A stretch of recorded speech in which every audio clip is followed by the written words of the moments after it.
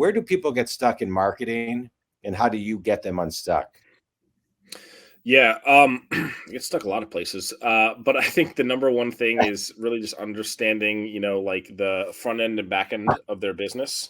If you look at every successful brand, whether it's a startup or even a publicly traded company or 100+ year old brand, a lot of these businesses started where, or at least the way that they kind of grew and scale and operate today, is they have the first thing that they sell, right? The front end offer to acquire customers. And then they have everything on the back end, which deepens the relationship.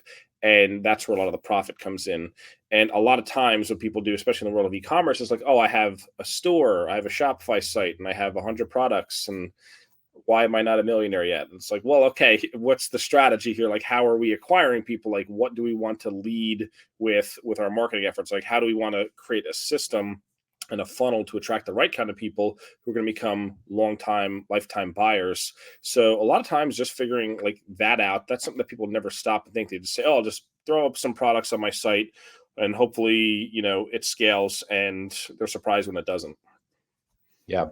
I love what you're talking about, because I think a lot of times people don't pause and think about that. So I appreciate you bringing it up, but also kind of who that client is, what it costs to get that client.